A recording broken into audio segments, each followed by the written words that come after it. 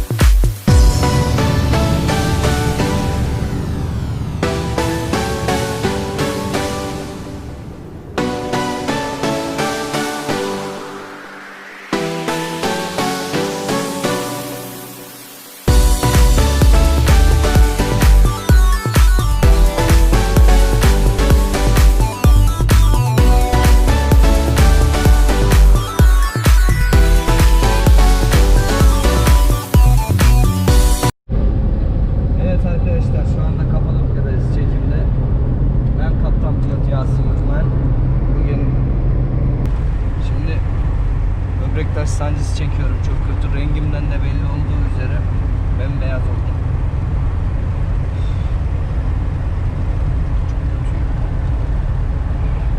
Bir eczane bulalım bence.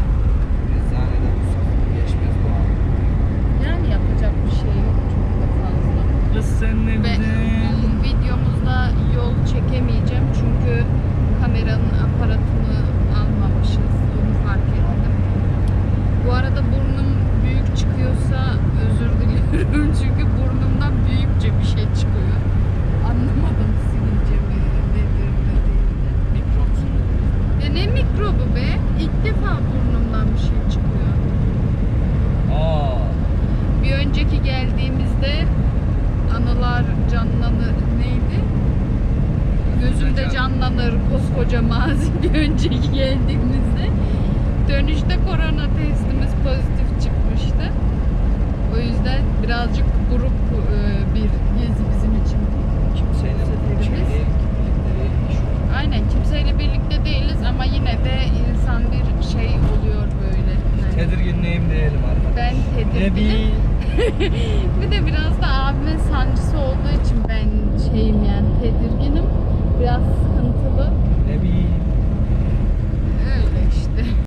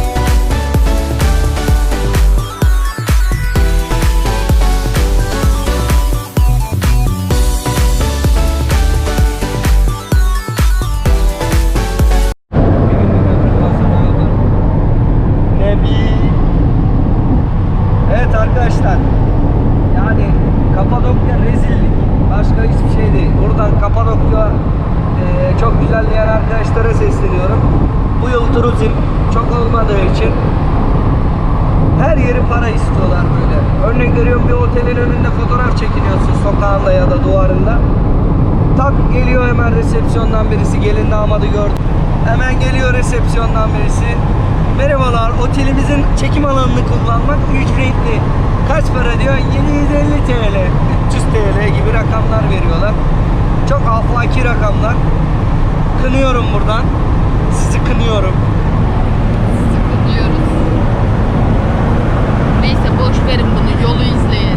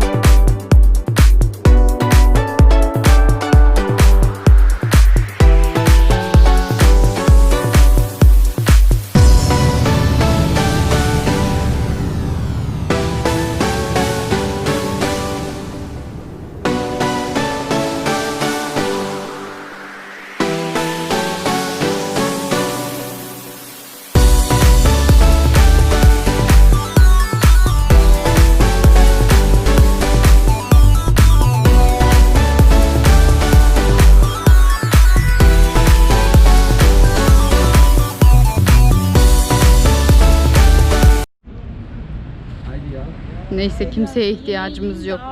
Ben kendimi çekerim. Hızlı olalım hocam. Hayburu derler. Geliyorum bak, geliyorum. Hızlı. Şimdi yemek yedik. Bir şeyler yedik. Ondan sonra çıktık. Şimdi Paşa bir şeye gideceğiz. Paşa nereye gidecektik? Paşa Bağı'na gideceğiz. Ay, yolda giderken yine çekeceğim. Ne söyleyeceğimi unuttum. Neyse. Görüşürüz yolda.